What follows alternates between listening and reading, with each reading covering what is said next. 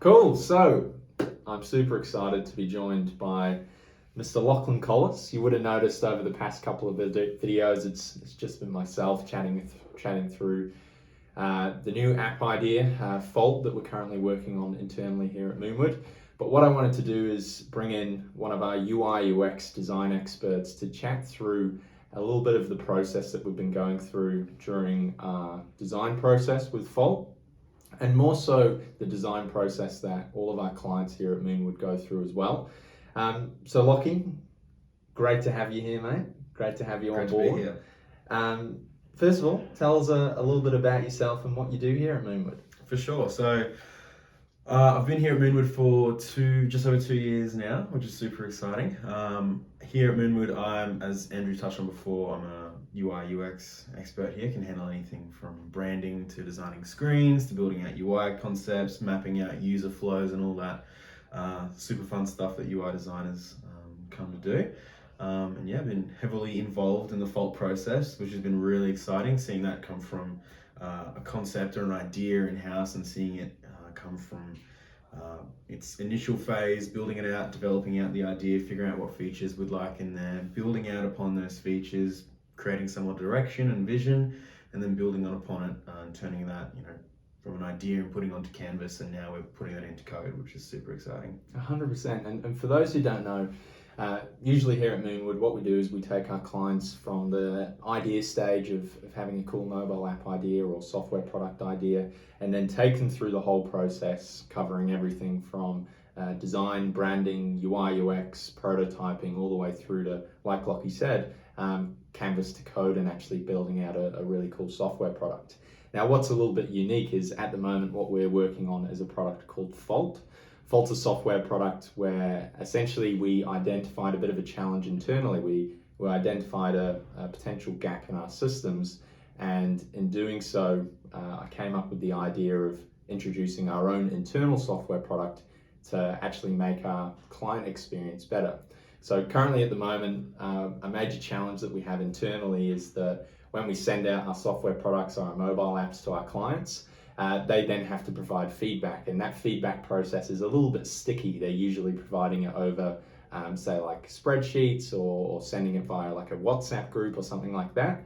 But what we've thought up of is actually building out an app, which we've now called Fault, thanks to Lachy's expertise, where clients can easily screenshot and send feedback directly across all in one systemized platform, which makes life super easy for the development team, and then it also makes it so much easier for our clients to provide feedback as well. So Lachy, when I came to you with the idea of Fault, what was the initial process of actually coming up with the name? Because one of the first questions that our clients ask when they come to us with an idea is the name important, and how do I actually come up with a name for a software product?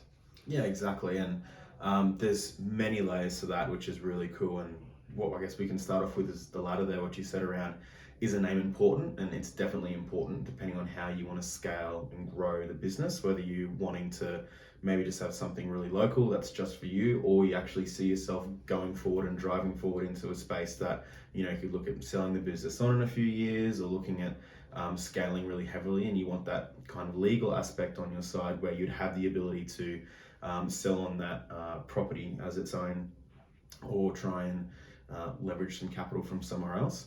So the name is super important if you want to trademark, copyright, register, everything like that. In terms of coming up with the name of itself, it really kind of spoke for itself there. A lot of the time the feedback that we receive from apps, as you would know, is that many of them are bugs or glitches and things like that, or maybe some styling's a bit off and we need to put in some attention in some areas within there. And generally they kind of fault areas within the apps, and they're faults that happen throughout the app that we need to kind of go through, fix up so that they're not happening. So it kind of started resonating a little bit from there, and we did a little bit of research around possible names that are out there currently. We saw it was a good opportunity for us to try and leverage this name there, and went down that road, and it kind of stuck from there.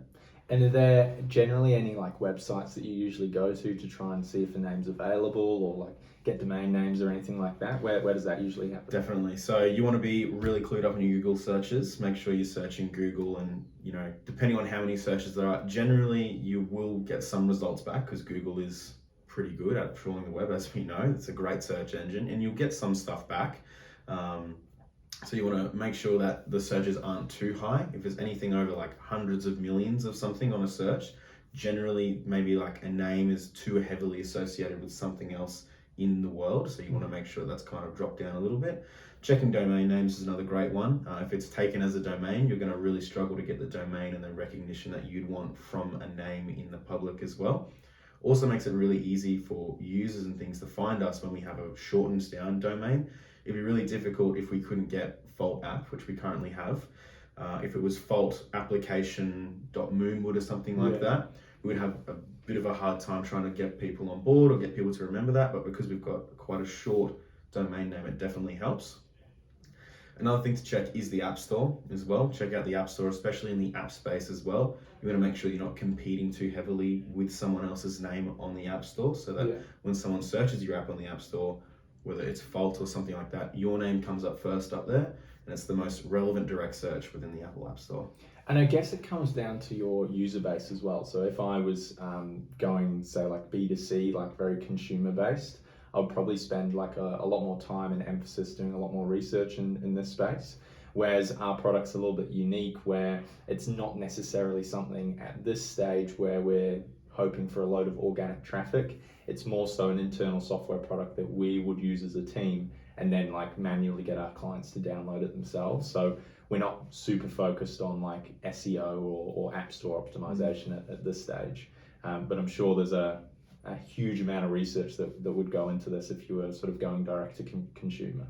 That's right, because we're starting off in this stage where we've just got the product kind of internal and we're starting to use it. It's really malleable at the moment. We're going in different directions. We're trying to figure out what features work, what areas aren't, what direction we want to take it in. And we've got an overall vision there.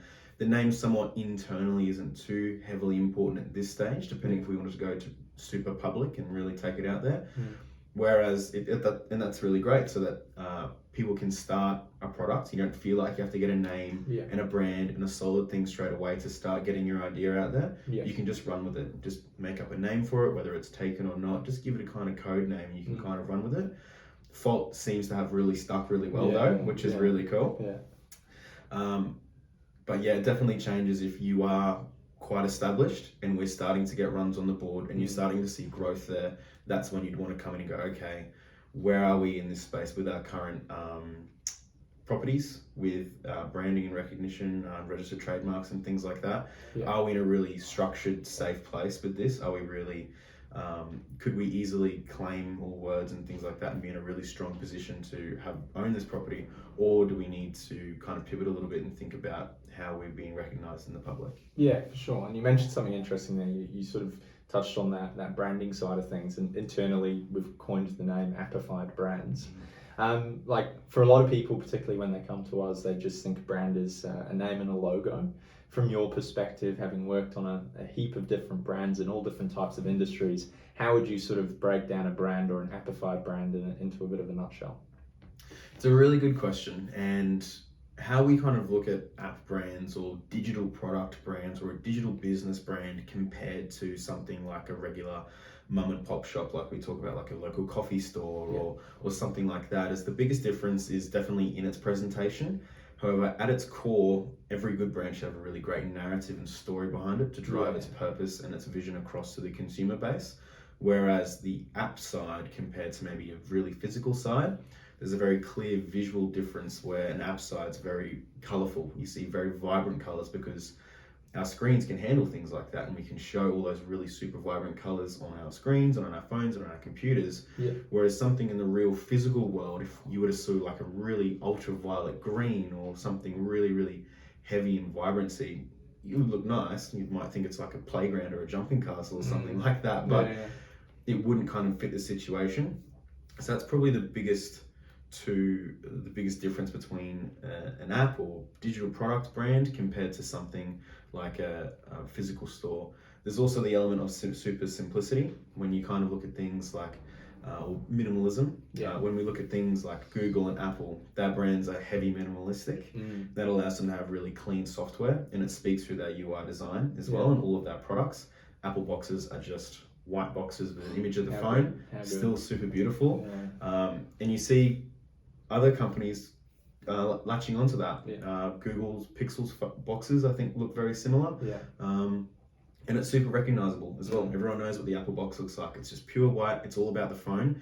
And I think that's the experience that Apple wants to get across. It's about you unboxing your phone. It's not necessarily looking at this box for 5 hours. It's looking at the phone, getting into the phone, and enjoying that experience from there. Really 100%. Premium. Now that's cool. So, like I touched on before, I came to you early on in the piece with this idea. We jumped in the boardroom. I gave you the elevator speech for 2-3 minutes. Now, what starts sort of like ticking over in your head at that point? Do you straight away go to brand? Do you straight away go to sort of like the UI, UX design side of things? What's usually the process that you would go down? It's really interesting.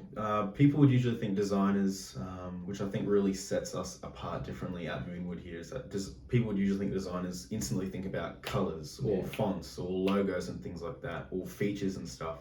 What I like to think about first is what are the business fundamentals. And when we come back to the business fundamentals, that allows us to craft a vision, which will then guide us towards the visuals and the features that need to be included within our platform. So when we look at the whole product as a business, we can look at, okay, what is our main selling point, or what's this solving for our end user?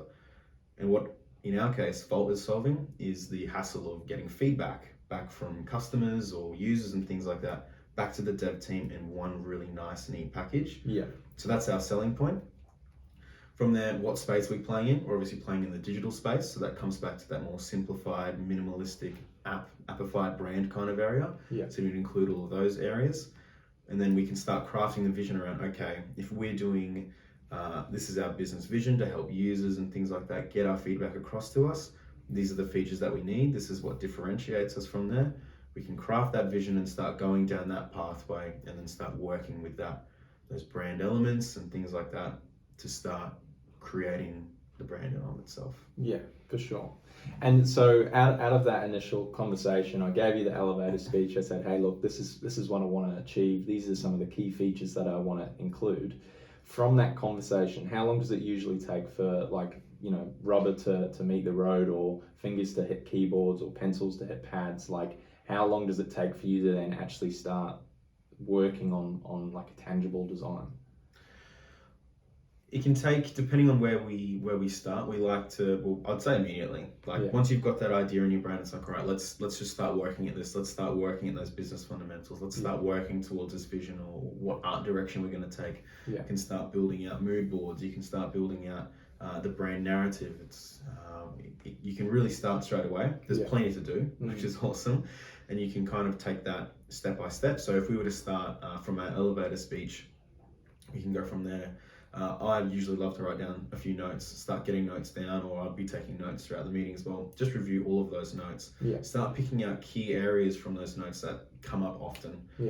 User feedback, helping out users, things like that. What are things that are just coming out to me and appearing frequently? And that can start crafting your brand narrative and the story that we want to tell to people as to our why. Like, why are we here? Why do we exist? And why do we want to make this product? From there, we can start looking at mood boards and such. I don't like jumping straight into the visuals straight away, because I feel you can get so clouded by stuff that's out there, and you won't pick the right direction for yourself. You see a piece of art and you'd be like, that looks awesome, I want to replicate that. But it's for a sewing company, and we want to make a digital product, and it just 100%. Makes completely no sense to go down that route. So starting to work with that narrative will drive where we need to go, and then from there just continue on through the process. And it's interesting, like, because I assume that sort of avoids, you know, you always hear about like writer's block, when people are like writing a book or a story or whatever, and they get completely caught up on something. And I assume it's very similar, where if you just go too deep on brand from day one, you can get almost that like design block or brand block. Whereas if you're like dispersing your focus onto different sections, you might get like a little bit more of a natural flow. Like, oh, like I've worked on the user flows, this starts to make more sense, and you can start to compare that back to the branding and the design side of things. Definitely. It allows you, because you can get blocked out sometimes. You can get in that endless, like deadly scroll of just trying to maybe find some inspiration and build out a mood board, or start looking at words for a while like that, and you're not really getting a direction or figuring it out. Sometimes it's best to jump into something else and do something, whether that's another project or whether that's somewhere else within the branding cycle that you want to tackle. But it also allows you to get recentered again. If you've gone down a path that you think is really cool, that might work, and you've gone really deep on it, you can then come back to that like initial meeting that we had and went, okay, does this align with the direction that we chose, or the direction that Andrew told me back in our initial meeting, yes or no? And you can kind of figure out if you're on that right path. Because the last thing that we want to happen is, you can spend 4 or 6 weeks or whatever like that working on a brand, and then you go down this pathway that's completely off topic. It doesn't hit the narrative right. It doesn't hit the tone of voice right. It doesn't have the right branding elements to get across what we want to get across within our brand. And then you've essentially just wasted that whole time there. And this allows you to have that vision, that overarching vision of, where are we going? Is this the right direction we need to go in? Yes or no? It's your one source of truth from that. Yeah, for sure. And then, so once you've put a bit of time and energy into the brand, you feel like you're making a bit of progress. Like, what are some of the next steps in this design process? Because, correct me if I'm wrong, but the way I look at the design process is very similar to, say, like construction. You can't really start constructing a building until you've got a bit of a blueprint, a little bit of a plan in place. Like, I assume it's quite similar for the design phase. That's right. So once we've kind of got that narrative there, or that structure, or that really great vision and pathway that we want to go over, it's when you can start drawing, sketching, making thumbnails, whether it's you want to do a logo mark or a really clean piece of typography. In our case, it was the typography mark for Fault, and just start drawing. There is definitely, I'd say, more maybe designer's block around a lot of the drawing stuff. And it's such a great challenge, because from an outside perception, people can look at a logo and be like, it's just so simple. It's just like a circle with a square in the inside of it. But it's like, what was the story, and what was the work, and what was the journey to get there, is what made it so simple. And that's the hardest part, is getting something so simple and so recognizable. It's why we love the Nikes. It's why we love the Apples. It's why we love the Adidas's and things like that. All those cool different brands that have such a recognizable mark that can be universally used so simply so easily used on everything. That just looks super clean. For sure.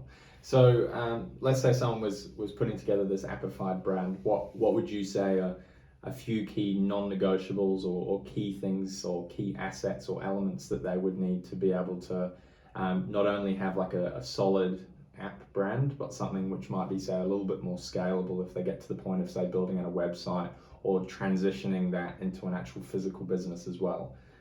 Definitely. So from actual brand assets like logo marks and things like that, one of the biggest things that we think about when making an app brand is the app icon. What does that look like on your phone? How does that present? Is it something really clean and recognizable that users can see, or is it something that doesn't scale down right? Scalability is huge, especially when working with appified brands.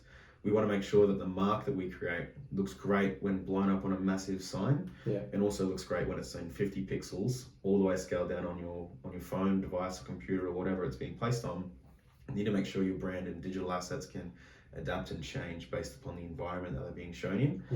We can do that through multiple ways, whether it's a really simple logo, a piece of typography, but a great way is just having multiple versions of your logo, having a really nice modular system, whether it's a stacked version, a really nice traditional long version, the icon version, just having that flexibility. It also allows your brand to be a whole lot more fun as well in the presentation. It allows you to not just be locked into, this is our logo. Our brand can be exciting and fun, and when a brand is exciting and different, coming back to Nike, the traditional Nike logos, it's black with the Nike text and the tick underneath it, but whenever you go into like a Nike store, you see their clothing and things like that, the Nike tick can take on 20 million different colors, 100%. 20 million different shades and styles, but it's Nike straight away.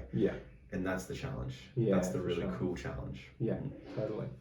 And with that in mind, like, in your opinion, what do you think are some of the, because we see it very often where someone would come to us with a brand or a concept, and you'll sort of take the key ideas and then take it in a a different direction based on what they truly want, what their vision is for the product. So what would you say is some of like the key killers of a brand, or some of the key things to avoid when it comes to like building a software product brand? Yeah, definitely. We don't want to confuse our users too much. We don't want to have a message that's too crazy or too disjointed from itself, where the mark doesn't match what we're presenting, the colors or typography don't match the mood or the tone of voice that we're trying to get across the board. Pretty much consistency. We want to make sure that whether it's the typography that we're using is the emotive construction of the typography, whether it's a really nice sans serifs like the one behind us, or it's a nice serif type font, is that the ones that we're using have that tone that we want to convey throughout it. As for no-nos, just make sure that our branding package is concise. At the end of the day, for a app brand, it's there to support our UI. The main attraction within our app is the UI, and that's the selling product for our user. The brand's there to back up and make a really beautiful interface, so people know, oh, whether my app's orange or blue or whatever, I'm on the orange app that's associated with X app. I'm on the blue app that's associated with X app, so I know where I am. That allows a user to figure that out really quickly, and that's predominantly done through really nice typography as well. Typography is the one thing that will cleanly like come through the whole app and be really consistent, and that's a way to really differentiate where a user is compared to when they're not, or the app that they're currently using. So just making sure that your brand isn't too heavily intrusive of the app as well. We want to make sure that they're still using our software. It's a great point, because I think like Facebook, Instagram, YouTube are probably the best examples of this.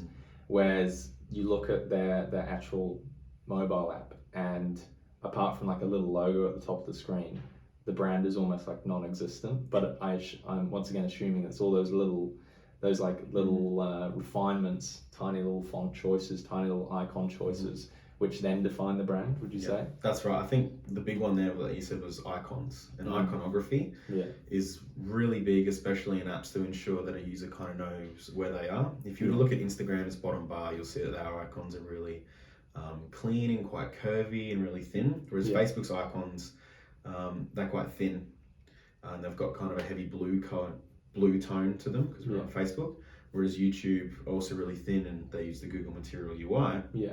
However, the type and the icons are generally the things that will enable a user to pick up where they are. Because within an app, what we are generally doing is just sifting through data. But how do you present that data? And your brand is an extension of that to show all of that to the user in the end user interface. Yeah, for sure. And you've mentioned it a few times. You've mentioned UI. So for those who aren't like too sure on what that actually means, like what is UI? It sounds like one of those like buzzwords that everyone just throws around. Pretty much. So it's just a nice way to save time, right? Until you've got to explain it to someone. So UX is user experience, even though it's spelled with an E, we just shorten it down to UX. Love that. And then we have UI, which is user interface. So they're the two differentiating words, and the words that we'll use, or the two shortened acronyms that we use to differentiate between the two. And so what is UX? So UX is figuring out how a user were to maybe get from point A to point B, and figuring out how someone interacts with the app, how someone interact with it, and the overall user's experience with this piece of technology, whether that's going through an onboarding section, whether that's someone using a core feature of the app, or whether that's someone inputting something. One of the main ones that we like to focus on at Moonward, or the most generic one that's pretty much found in every app, is that initial authentication process that a user has to go through in order to create an account, get some data off them, figure out what they want from this app, whether we need to tailor them to different accounts or what they want, and things like that. So ensuring that that process is as seamless and as frictionless as possible, so that when someone were to jump onto an app for the first time, they can figure it out really easily that, hey, I need to make an account. They need my first name, last name, email, password. Generally, those are the most basic ones that you need to make an account. It can depend on what app and what services an app is using as well, whether they're wanting to integrate with maybe a Google Maps and use location services, might need some location details from them. Whether there's content on the app that needs to be age restricted, might need to gather a date of birth or something like that. And figure out how we can structure that in the most nicest possible way that a user can get in really quickly, enter all that information, and then get into what they actually want to get in, which is the main core areas and functions within the app. Yeah, and people ask us all the time, like, why are you guys spending so much time on this onboarding process? But that's, in my opinion, like make or break. Like your onboarding is probably where you're going to lose the most amount of people, but it's also where you're going to get all of that key user data, so you can personalize their experience, potentially capture some sort of payment information. A lot of apps these days are subscription based, so that's generally where it happens as well. It's obviously the most important part. Have you got any like non-negotiables that you always work or try to follow in that onboarding process? As for non-negotiables, it can come back to that users, all our clients, or whatever the product we're making's vision of the business, like we talked about before, like how we're saying right at the start, we'll figure out what are the business fundamentals. What does this client or what does this person want to get out of working and creating this app for? That can definitely come down to that bottom line, which is whether that's profits, users, or whatever their end goal is. If it's generally profits, you can go down a different way of trying to gather as much revenue as possible. And things like that can come into whether you want to use third-party things like a Stripe payment method or an in-app purchase like an Apple Pay or an Apple in-app purchase and things like that. For an overall general amazing user experience, if the client's goal was to get clients in, to get users in the app, really, really quickly, Apple Pay is a fantastic method to go down. Whereas if someone was more open to gaining a bit more of a profit from the app, wanted a bit more of a slower uptake, or had a really established brand or product out there where they didn't mind maybe offloading some of the work into a Stripe process, you can kind of do that. Generally, to give the viewers context here, the Apple process is much quicker because it can happen inside of our app, whereas a Stripe process a little bit slower, it needs to happen outside of our app as it goes against Apple's terms of service. But as for non-negotiables, it can come back to what you want to get out of your app and the vision and goals that you set for yourself and what you want to achieve, whether that's in 6, 12, 24 months. And we can work to hit those goals that you want to achieve. So it shows how this whole user experience process links back to the main goal for the product, whether it's your vision for the next 6 months, 12 months, 5 years. So when you're in the design phase of actually building out what an app should look like and should flow like, how are you putting this together? Do you just go and sketch it out? Is this something that you try and do low fidelity, high fidelity straight away? What's your actual approach to designing what this flow would not only look like, but the actual key steps that it takes as well? Definitely. So generally, depending on what we want to do or if it's a heavy feature or things like that, I think we'll come back to the onboarding process because that's one of the best ones to talk through. Everyone knows what an onboarding process is. We can definitely start with what data we need to capture. So depending on what features we want to have within the app, we need to figure out, okay, do we need to capture this now or can we capture this later? Do we need this to make an account or do we not need this to make an account now? Start to figure out what we can do.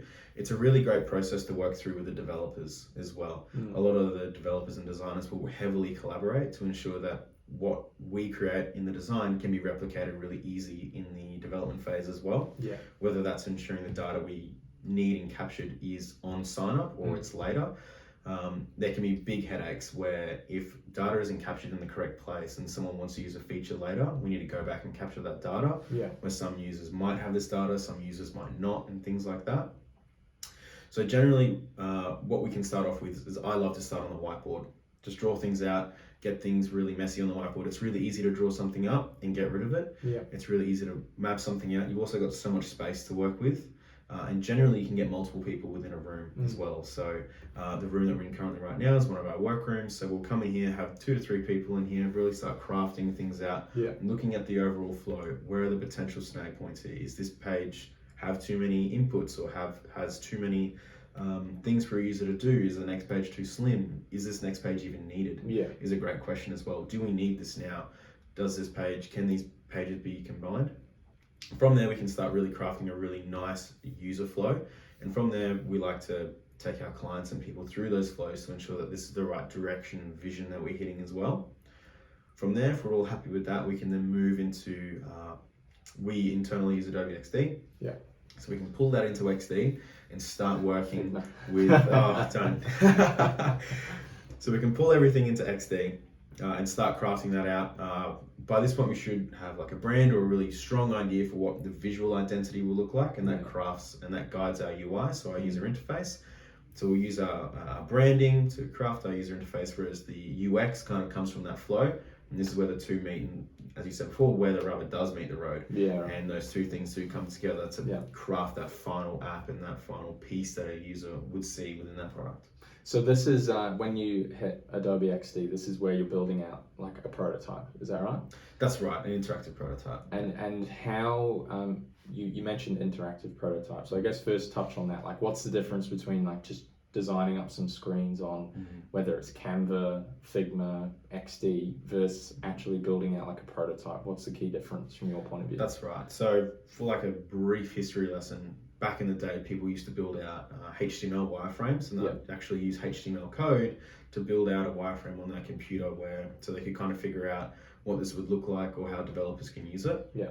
From there, and as the times have gone on, we've had really cool visual tools that designers can jump into and use.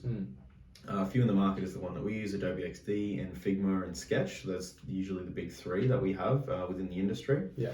So we use Adobe Xd to craft our interactive prototypes. And what an interactive prototype does is it's pretty much within the name. It allows us to prototype up an application, which someone can then put on their phone or test out or give to an end user to see how it works and functions, so that we can actually test and use the product that we've made out of a user flow or that we've used from branding and such.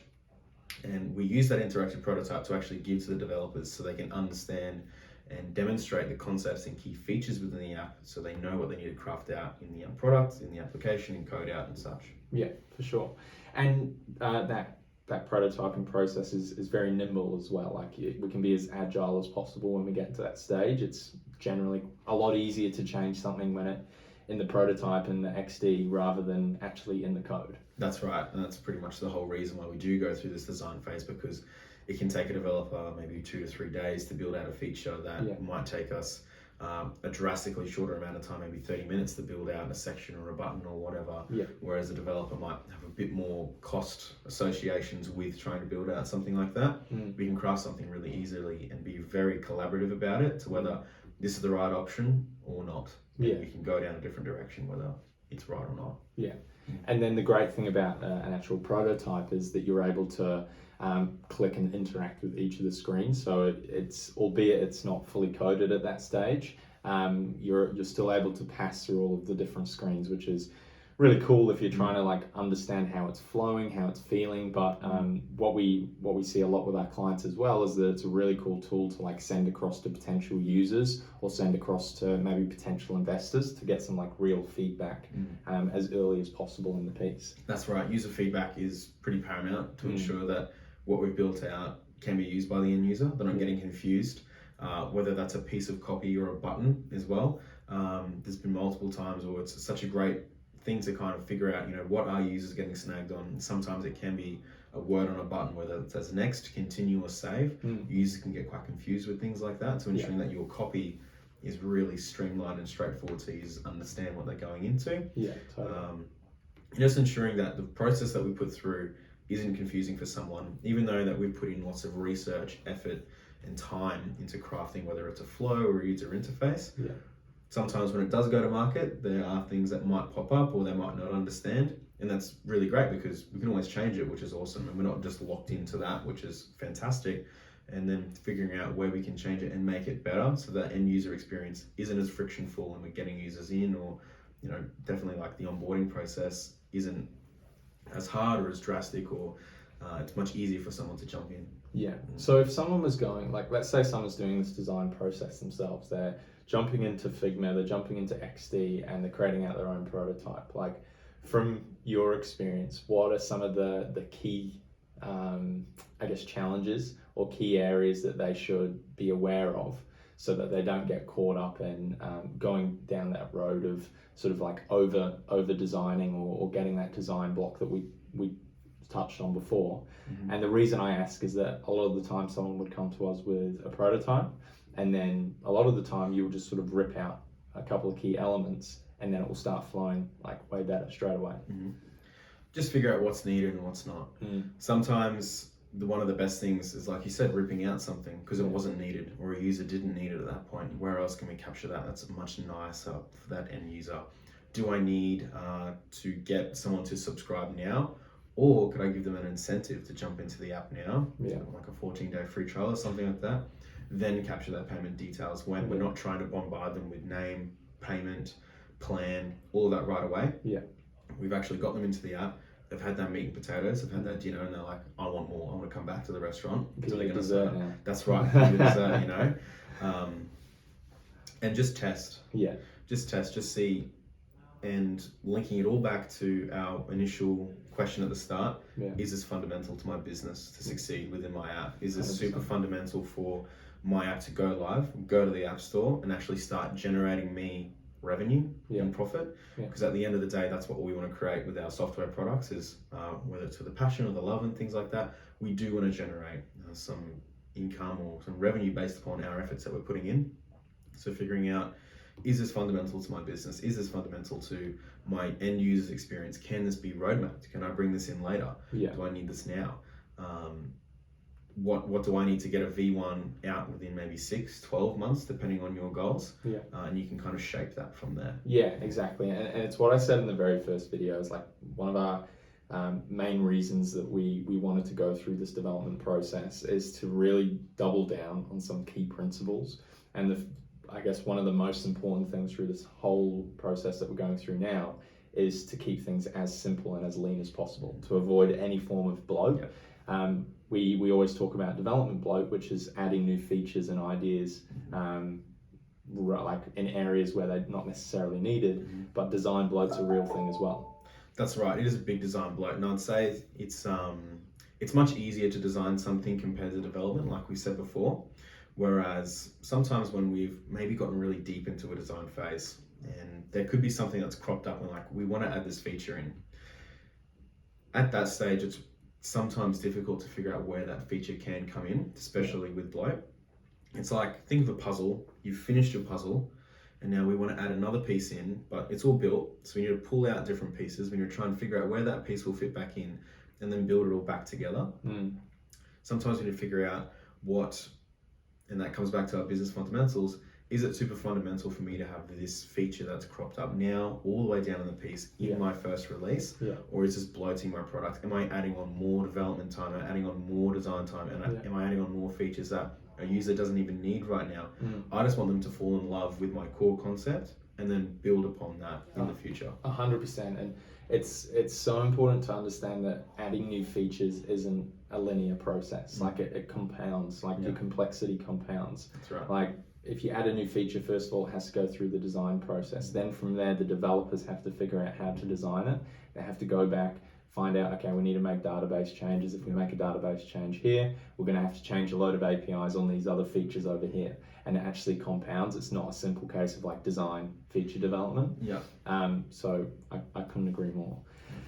So I guess finally, like I said before, this design process we're trying to go through at the moment, we want it to be as lean as possible. But having said that, here at Moonward, we always say everything we do as a team is design driven.